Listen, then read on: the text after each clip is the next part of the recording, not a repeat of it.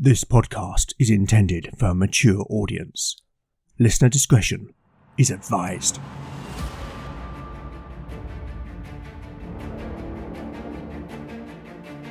Welcome back to Legend of the Bones.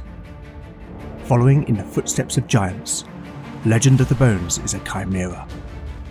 A mix of old-school tabletop RPG and dark fantasy storytelling.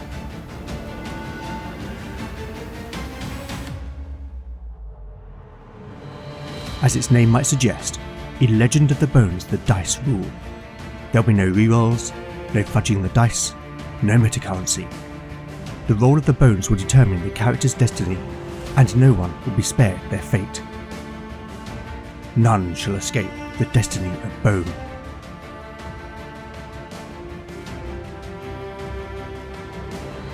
Last time on Legend of the Bones. Following their battle with the Ulfhethnar, the companions remained in Lostwithiel for a few days whilst they recovered, and thereafter continued their journey upriver to the town of Varfell, at the frontier of Lord Petroc's lands, from where they would travel into the Dragonspine Mountains to Penmelkine in search of the mage Demelza. Fortunately, the remainder of the journey was uneventful, but on reaching Varfell, it was immediately apparent that the inhabitants were preparing for conflict, with major construction taking place to improve the town's defences. The companions were greeted by the local thane, Lord Tuok, whose initial disposition was wary. But after Canute having identified himself, Tuok, having heard of the Northman's reputation, offered a genuine welcome and invited the companions to his hall. Here, Tuok relayed how Lord Polmir's steward, Maelor, had been sent a month prior to tempt the thane into breaking oath with Lord Petroc and give his allegiance to the rebel Polmir. Tuok had refused, but in doing so had been punished by increased brigand raids on his lands, and by having his messengers to his liege intercepted and executed. Unable to risk his barges travelling the river for fear of attack, the town's economy, dependent on shipping its mining output, had been damaged. Tuok saw the companions as a means to get word back to Lord Petroc, but Beric quickly refused, given the importance of their task. However, it was then that Canute revealed that his intention was to not accompany the others to Penmelkine. The Skarne warlord argued that the loyalist forces would be too few in the war to come, and that allies would be needed to secure victory. And therefore, he would take the Uvadraka back to the open seas and seek aid from Beric's true father, Jarl Einar.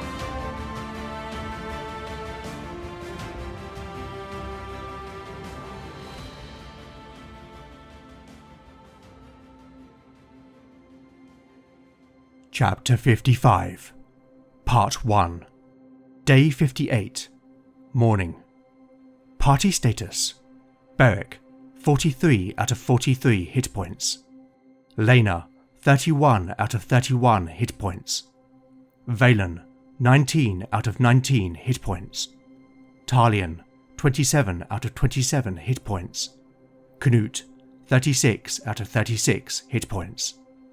Spells available: Valen has memorised Push, Shield, Soothe, Revive, Clairvoyance, and Ignite.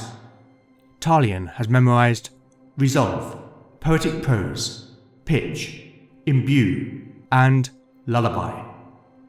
Lena can pray for 2 first-level miracles, 2 second-level miracles, 1 third-level miracle, and 1 fourth-level miracle. The sun shone brilliantly over Varfell, in a sky clear but for a few passing cumulus clouds, as the companions gathered on the town's wharves, the wooden planks creaking under their feet. The blood-red woven banners that were raised above the town's palisade flapped vigorously in the breeze, their colour a sharp contrast against the blue sky. They flew as a proud proclamation of Tuok's lordship, serving as a reminder of the settlement's importance. The crew of the Uvadraka were hard at work, loading barrels and sacks onto the ship, having spent the previous day procuring supplies and organising repairs. Canute had explained that his journey would take him to the city of Porthcullen, a place where he hoped to pick up rumours of Skarne movements, and from there, with fortune on his side, he might be able to find Einar. Before that, the Northman had agreed to deliver a message from Tuok to Lord Petrock. The Elderman's stronghold of Pen Glanau was only a short detour from Porthcullen, and whilst Tuok would beseech his liege for reinforcements, he had accepted, from the intelligence presented by the companions, that any attacks on his lands were almost certainly a diversion away from the enemy's true intent. In exchange for Canute's service, Tuok had agreed to provide the remaining companions with a guide for their journey into the mountains, though they had yet to meet them. For now though, the companions' hearts were heavy with the prospect of farewell. Well, friends, Canute began sanguinely, trying to mask his emotion, though his eyes were glassy. for now, at least, we must tread different paths. He gestured with his head to Beric, before smiling at Lena, Valen and Talion. Keep this big lump out of trouble, won't you? Beric's expression betrayed his sadness, and he was struggling to hold back a lump that was forming in his throat.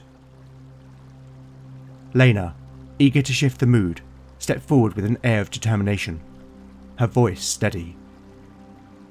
"Here," she announced, holding aloft the delicate gold disc brooch given to her by the giant, Humber. "I have given this brooch the blessing of Havlar, that he may protect you on your voyage." The cleric spoke with reverence, her voice invoking the god of the wind and sea. "You once said that my gods are not yours, but I hope you can accept it, along with my prayers." Without asking permission, she reached up, pinning it to Canute's cloak, her fingers brushing lightly against the fabric. The Northman towered above her in silence. As Lena finished, Canute placed his hand over hers, looking her squarely in the eyes, his gratitude plain to see. Aye, He said softly and with sincerity. that I can. Canute smiled, a fleeting but genuine gesture, for though he and the cleric had had their differences, the Northman still held her with the deepest respect. Lena smiled back, her own heart touched by the moment. "May the Nine watch over you, Canute Haraldsson." He nodded, then turned to Beric. It is time for us to part, cousin. Beric nodded, but said nothing. After a brief moment of hesitation, Canute removed one of his golden arm rings and held it out to the big warrior. Take this, He offered the ring with a quiet but resolute tone. as a symbol of my oath and bond to you. He paused, the weight of his emotion passing between them. We have fought and bled together, stood in the shield wall, side by side, and we will do so again. The Northman locked gaze with Beric. We are not just cousins, we are brothers. With that, Canute opened his arms, and the two men embraced. "Stay alive," Beric spoke into his cousin's ear, his voice thick and barely more than a whisper. You too, brother. They broke their embrace, gripping each other's shoulders firmly, unwilling to let go. And if not, then we shall meet again, in Valhall. With that, Canute turned and boarded the Uvadraka, climbing swiftly to the steering platform. He gave the order for the sail to be raised and for the mooring ropes to be released. Slowly, the longship began to glide downstream, carried along by the current and a warm southerly breeze that billowed out its great sail. As the vessel passed through the watergate, Canute looked back and raised his hand in a final farewell. May the ancestors guide you. He called out, his voice carrying over the water. The companions stood in quiet reverence as the Uvadraka slowly receded into the distance, its sail fully catching the wind, until it rounded a bend and disappeared out of view.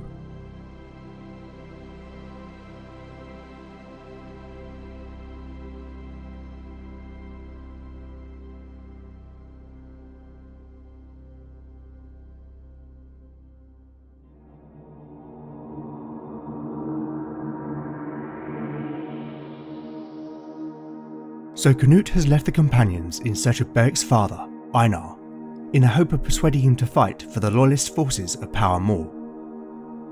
For several months I have been wrestling with the decision of whether Canute would go off in search of Jarl Einar, and if he did, how this might work in both game and narrative terms.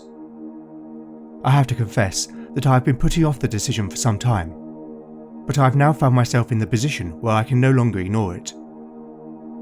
Since episode 33, the spectre of war has been growing in the emerging story, as Reynard of Harburg has been slowly undermining the king's authority and sowing the seeds of rebellion in the south. I have established the Lords Conwyn and Petrock are the only ealdormen who remain steadfastly loyal to the king. The other lord on the north of the peninsula, Cullen, rules over the rich trading city of Porthcullen and puts his own self-interests ahead of loyalty. He would therefore likely blow with the prevailing wind, and so with only 2 of the ealdormen declared for the king, it is clear that the loyalist forces will be heavily outnumbered. Canute knows this, and he and Beric discussed the potential of seeking aid from Jarl Einar back in episode 45. At this time, the companions were committed to reaching Varfell in their journey to find Demelza, but given they have now arrived at the town, and the river can take them no further, it seems logical that this would be the time that Canute chooses a different path. However, rather than Canute simply disappearing from the story, I have decided that I am going to instead break the golden rule and split the party. I am going to have to feel my way with this to some degree, but my intent is as follows. I will occasionally, but not every episode, switch the narrative to catch up with Canute, but regardless, each day I will roll a wandering encounter for him and his crew, and should there be one, I will definitely flip to him to resolve it. Either way, just like with NPCs, all characters will continue to progress towards their next level regardless of whether they feature in an episode. Just because the spotlight isn't on them doesn't mean that they are not growing in experience. Now all being well, with no distractions, it will take the Uverdracker 4 days to get back to the open sea. Being summer, it is prime time for the Skarne to be travelling the Whale Road in search of trade or plunder, and so after delivering Tuot's message, Canute will, as we have just heard, make for Porthcullen, which as a large trading port would be a good place to pick up rumours about where Jarl Einar may be found. That's all for another day though. For now, let's see whether the Northman experiences a wandering encounter on the first day. A roll of 1 on a d6 will indicate there will be. A 4. One final thing regarding Canute. The brooch given to him by Lena has been imbued with holy power through the 4th level homebrew miracle, Bless Object. When successfully prayed for, an object of the cleric's choosing is infused with one of 4 random powers, in this case, protection from enemies, also known as protection from evil. Now, as for the rest of the companions, they too have resupplied, but before they set off into the mountains, we need to introduce their guide. Since Kyr's death way back in episode 30, I've really missed not having a rogue in the party, but I just don't think it would be realistic for this guide to be of that class. I think the only logical class for a mountain guide is a ranger. I'm going to roll up a character off mic. Back in a minute. Okay, so what I have is a 3rd level ranger with the following stats. Strength 12, Intelligence 10, Wisdom 12, Dexterity 13, Constitution an impressive 16, and Charisma 9. A good set of scores. Now, as mentioned in a previous episode, I have made a custom version of the Ranger class, which unlike AD&D does not have access to magic. I won't go through the specific class abilities just now, but if you're interested, you can find details of the class at legendofthebones.blogspot.com. One last thing. In a bustling town, it makes sense that there is a possibility of some kind of notable random encounter. From now on, I'm going to say that for each day spent out and about in an urban environment, there is a 3 in 6 chance of such an encounter. Time to see if something happens. A 3. Okay, so I have created a random encounter table which you can find at legendofthebones.blogspot.com. Some of the entries just add colour and flavour, but others have the potential to result in real danger. Let's see what we get. Rolling 2d6. A 6. Interesting. But this encounter could be either positive or negative. I am going to ask the Mythic Event Meaning chart for a prompt to help me determine which it is. Action first. 07. Violate. Now that doesn't sound good. Now the subject. 23. Balance. Violate balance. Okay then, time to get back to the narrative.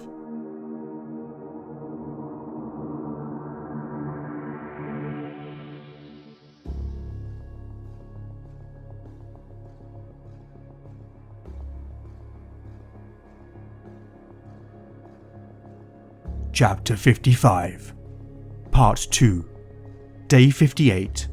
Late morning. Party status. The party status is unchanged.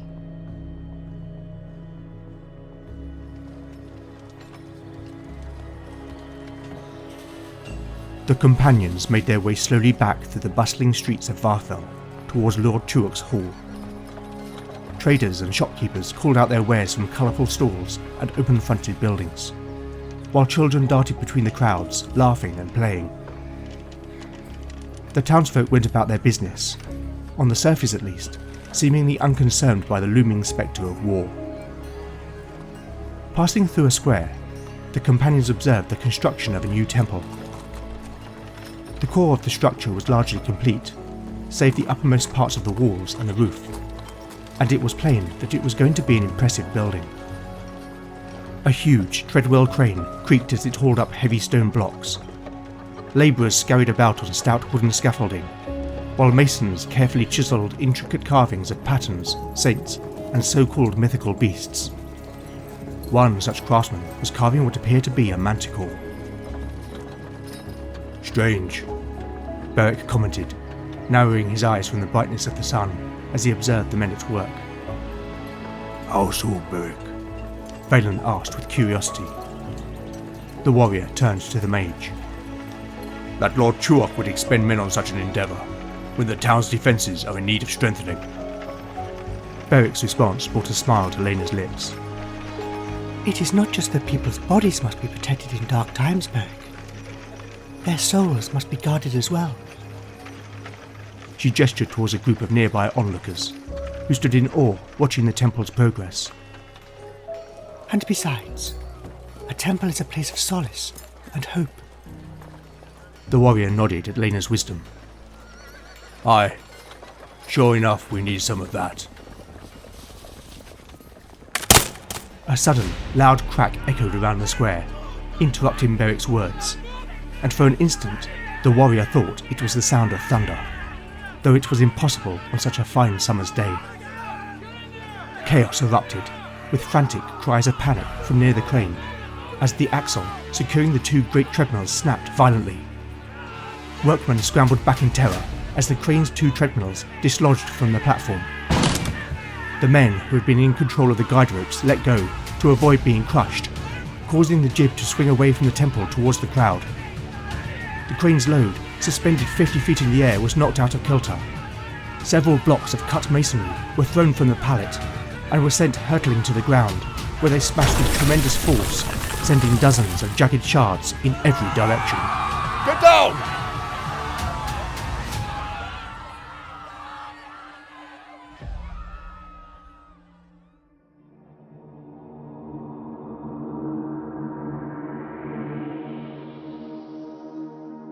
Little did the companions know, but this is no accident. The random encounter I rolled was for a spy or agent, and it is they who have sabotaged the crane. Whoever they are working for, and what the motivation is, remains to be seen, but right now, there is immediate danger.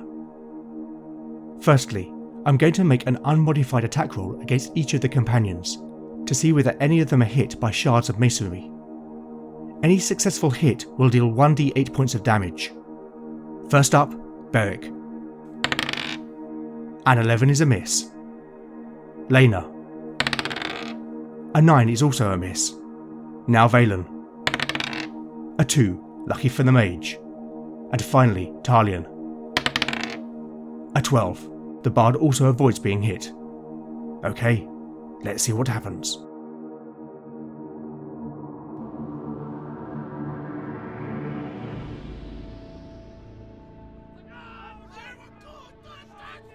Beric ducked instinctively as bits of masonry flew overhead.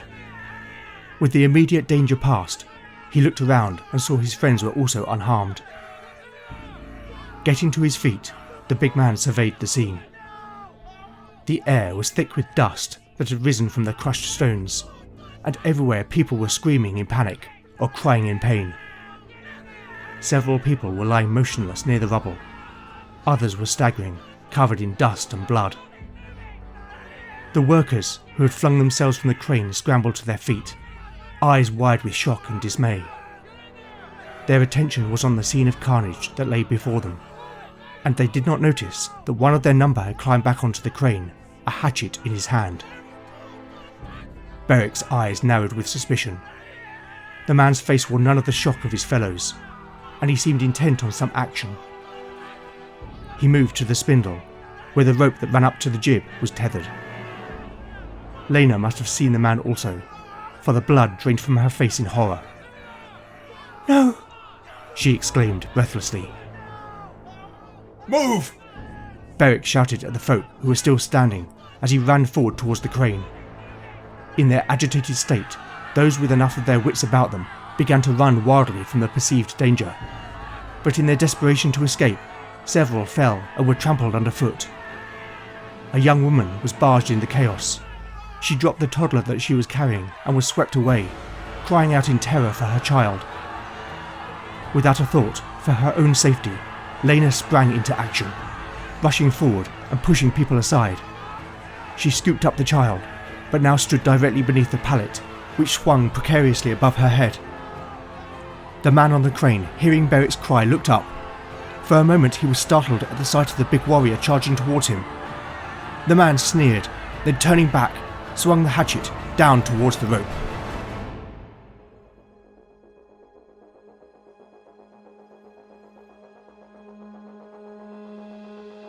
Pursuit. I am calling this segment Pursuit, but in truth, it may not get to that. The saboteur is trying to cause maximum chaos and terror by making the rest of the crane's load fall upon the already panicked onlookers. And as we have just heard, Lena and the child she is carrying are in grave danger should he succeed. The question is whether the companions can prevent that from happening. I will play this out round by round, and on that basis, I need to determine who has the initiative. It is critical that the party win this roll. Let's find out. Round 1. Initiative. The saboteur. A 2. The party. A 6. So far so good. Beric is 90 feet away from the treadmill, so running, he can make it there in one round. However, I will rule that climbing up upon the platform and getting to the man will take another round. The big warrior sprints across the square as fast as he can. Valen realises that Beric will not get there in time, and seeing Lena in peril, attempts to cast Push against the saboteur. This spell has a range of 120 feet, but the mage still must successfully pass his casting roll. A 12. Valen outstretches his hand and speaks the incantation. An invisible force springs from the mage's open palm, slamming into the saboteur and knocking him back 6 yards, enough to throw him clear from the platform. I will roll another d8. If the result is equal or less than 6, the man will collide with the wall of the temple. A 3. There is a crunch as the man slams into the wall for 4 points of damage. There is also a 3 in 6 chance that the saboteur will be knocked prone. A 1. The man grunts in pain at the impact, then falls to the floor. He will need to spend his action picking himself up. Meanwhile, Lena carries herself and the child to safety, while Talion shepherds the onlookers out of harm's way. Round 2. Initiative. The saboteur. A 3. The party. A 4. Beric runs around the crane and attempts to grapple the saboteur. With his bonuses and the man's armor class, the warrior will need to roll a 9 or more. A 19. Now to make an opposed strength test. As a reminder, the character that succeeds by the most or fails by the least wins. Beric is rolling against his strength of 17.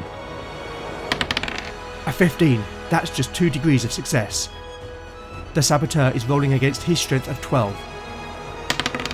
An 11, just 1 degree of success. As the Saboteur gets to his feet, Beric grabs the man's arm, spinning him around and pushing him face first against the wall while pinning his arm behind his back. He puts his mouth close to the man's ear. You're not going anywhere.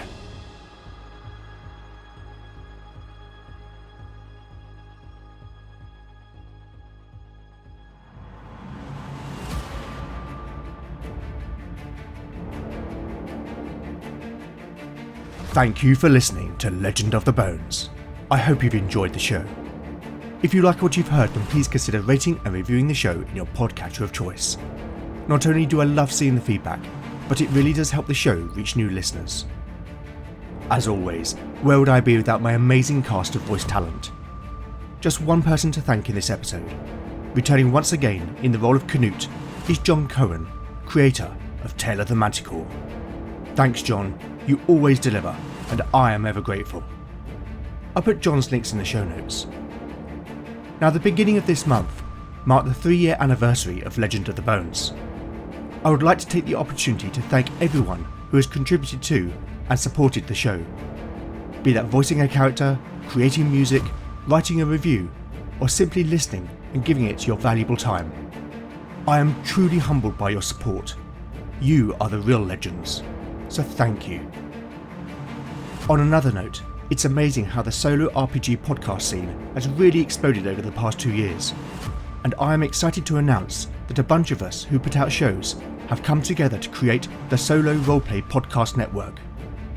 We have teamed up to bring you a curated collection of the best, highest quality, most dramatic and diciest solo roleplay podcasts in the world. So why not roll over to soloroleplayersnetwork.com and discover your new favourite solo role-playing podcast. Now all that's left for me to say is that if you would like to get in touch, you can contact me on X at LegendBones, Blue Sky at LegendBones, Mastodon at LegendBones, at ttrpg-hangout.social, Instagram at legendofthebones, email at legendofthebones@gmail.com, or go to legendofthebones.blogspot.com for show notes, house rules, character profiles, art, maps and more. Join me next time to find out what awaits our adventurers as the bones decide their fate. None shall escape the destiny of Bone. Hi, I'm Jon from Tale of the Manticore. Maddie Searle from A Game of One's Own. PJ from A Wasteland Story and the Solo Roleplayers podcast. Simon from Legend of the Bones. Brian Rideout from Swords Against Madness. Carl from The Lone Adventurer. And I'm Sharik from Roll By Myself. And with our solo role-playing audio, Narrative. Actual play. Drama powers combined. We are the Solo Roleplayers podcast network. Usually accustomed to delving the depths, Scouring the desert. Surviving the wasteland. Or facing the dragon alone. This time, we have teamed up to bring you a curated collection of the best, highest quality, most dramatic, And diciest. Solo roleplay podcasts in the world. There are dozens of us. So if you're looking for your next solo role-playing adventure, roll over to soloroleplayersnetwork.com. Sample and subscribe to something that takes your fancy. And discover your new favourite solo role-playing podcast. see you there.